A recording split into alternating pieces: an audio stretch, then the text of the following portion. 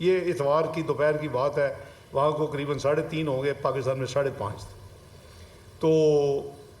Fast forward وہ چلے گئے، اور پھر آپ نے دیکھا کہ انہوں نے قطر کے اندر جو امریکن بیس ہے اس کے اوپر انہوں نے پھر اپنا کیا کاؤنٹر،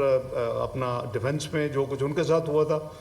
اور لیکن انہوں نے میری اطلاع کے مطابق، چونکہ ان کے فارن منسٹر ان ٹچ ہیں، انہوں نے قطر کو بالکل یہ باور کروایا کہ ہم آپ پہ نہیں اٹیک کر رہے، ہم نے جنہوں نے ہمارے اوپر اٹیک کیا ہے ہمارے 3 جگہ پہ، ہم نے ان کے بیس پہ، ملٹری بیس پہ اٹیک کیا۔ تو ظاہر ہے بات سمجھ آتی ہے کہ جب ایران کے کچھ حصے سے جو بلوچستان کے ساتھ لگتا ہے، تو ہمارے اوپر جب اٹیک ہوا تھا تو ہم نے کاؤنٹر اٹیک کیا تھا، اور ہم نے ساتھ یہ بھی کہا تھا کہ ہم ایران پہ نہیں اٹیک کر رہے۔ یہ بالکل وہی فلاسفی تھی، اور جیسے افغانستان سے ہوا تھا تو ہم نے وہاں بھی اپنا حساب برابر کیا تھا۔ اس کے بعد یہ کوئی تھوڑی سی پھر ٹھنڈک آئی اور معاملات ٹھیک ہوئے، تو اسی فلاسفی کے تحت انہوں نے قطر کو پھر انہوں کا بردر، اوبیسلی اس وقت تو میں نہیں بتا سکتا تھا، لیکن اب چونکہ ہو چکا سارا کو، انہوں کا brother we are preparing our self for reaction, we will react, we will respond, it will be a major response, but we will also contact the Qatari leadership that it is not on you, it is who hit us, it is the response to that. تو بہرحال پھر بھی دعا بھی تھی، ہماری diplomatic effort جاری رہی بیک گراؤنڈ میں کہ کسی طریقے سے ڈگنیفائڈ یہ کلوجر ہو، کیونکہ نہ غالباً کوئی بھی کنٹری نہ یہ افورڈ کر سکتا ہے جو کچھ ہو رہا تھا، کہ قریباً 12 دن کی وار رہی ہے۔ تو اللہ کا شکر ہے کہ ایران ڈگنیفائڈ طریقے کے ساتھ اپنا بدلہ اتارنے کے بعد سیز فائر پھر ہوئی، اور وہ سیز فائر ہولڈ کر رہی ہے۔ ہماری ایفرٹ یہ ہے کہ یہ سیز فائر پرماننٹ ہو، اور ان کے جو ڈائلاگ جو ڈپلومیٹک ہے وہی وے فارورڈ ہے، کیونکہ پھر ایران تک یہ معاملہ نہیں ٹھہرتا، یہ پھر بہت آگے جاتا۔ اور ظاہر ہے کہ جب آپ پہ اٹیک ہوتا ہے، جب آپ کی قوم دیکھ رہی ہوتی ہے، تو آپ کو کوئی بھی غیرت مند قوم ہو تو وہ یعنی لائنگ لو اس طرح نہیں لیتی کہ آپ نے اٹیک کیا، اچھا جی ہم کہ جی معافی مانگنے ہم تیار ہیں۔ تو میں سمجھتا ہوں کہ پاکستان نے اپنی جو بھی پاکستان کی ذمہ داری تھی وہ ہم نے الحمدللہ پوری طرح نبھائی، اور جو ہمارا پھر اس کے بعد جو تھا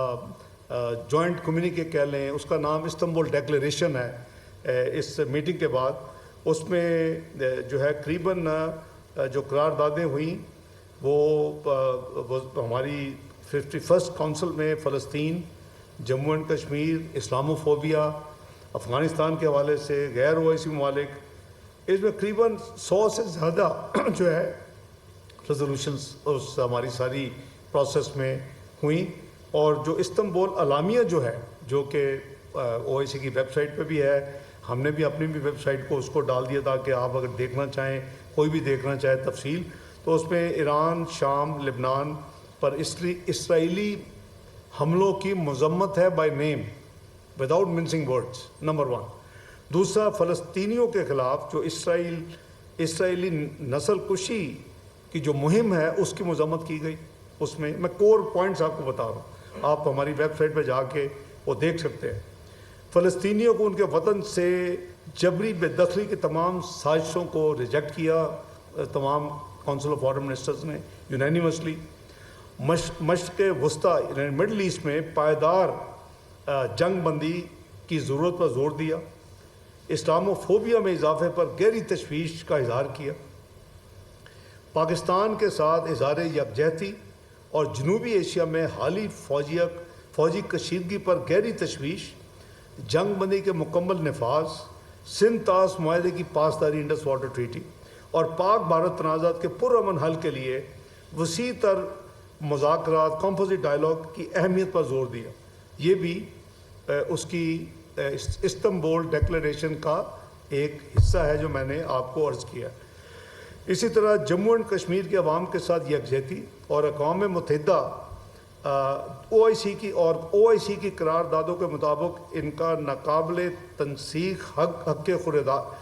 خود ارادیت کی حمایت کا اعادہ، جو ہم کہتے ہیں کہ کشمیری لوگوں کو پلیبسائٹ کے ذریعے ان کو right of self determination as per the UN resolution and OIC resolution دینا چاہیے، تو وہ بھی اس قرارداد میں شامل ہے۔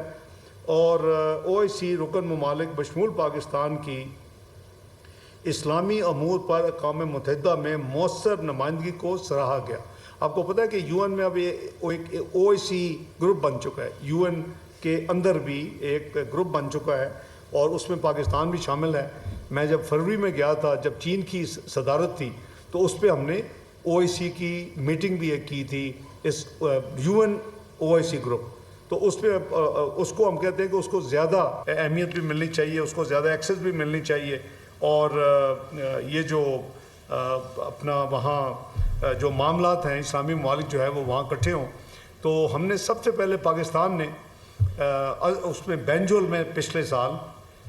مجھے یاد ہے کہ it was heated discussion and debate and campaign کہ ہم نے اسلاموفوبیا پہ پاکستان ٹک دا لیڈ، اور اسلاموفوبیا پہ OIC سیکٹر جنرل کا ایک خصوصی جو نمائندہ ہے اسپیشل انوائے مقرر کروائے۔ دس از لاسٹ ایئر ان OIC سمٹ بینجول گیمبیا۔ اس میں بھی ہمارے UN مشن جو ہے پاکستان کا نیو یارک میں، ان کا بھرپور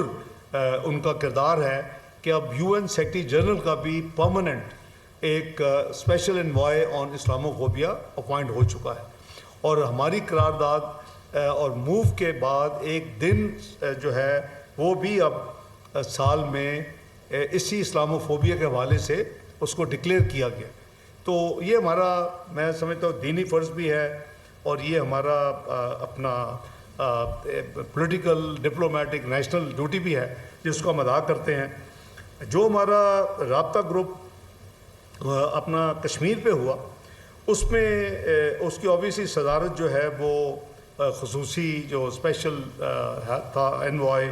OIC کی طرف سے انہوں نے کی، اور اس میں آذربائیجان، سعودی عربیہ، ٹرکی، نائجیریا اور ان کے وزراء اور دوسرے ممالک کے سینئر حکام نے اس میں شرکت کی۔ کشمیری عوام کے حقیقی نمائندوں پر مشتمل وفد کو بھی اجلاس میں ہم نے انوائٹ کروایا ہوتا، وہ بھی موجود تھے۔ تو رابطہ گروپ کے اراکین نے مسئلہ کشمیر پر اپنی غیر متنزل حمایت کا اعادہ کیا۔ اجلاس کے اختتام پر ایک مشترکہ اعلامیہ جاری کیا گیا جس میں OIC کے کشمیر پر موقف کی توثیق کی گئی۔ اس میں بھی ہم نے پاکستان کی طرف سے جو میں نے اپنی اوپننگ سٹیٹمنٹ دی، وہ بھی پاکستان میں میرا خیال ہے شفقت صاحب وہ بھی لائیو چلی، اور اس کا بھی جو ٹیکسٹ ہے غالباً ہمارے ویب سائٹ پہ موجود ہے، اور فارن آفس نے اس میں اپنی جو ہے وہ فوری طور کے اوپر اس کو اپنی ذمہ داری نبھاتے ہوئے اس کو موفا کی ویب سائٹ پہ ڈال دیا۔ اس کے علاوہ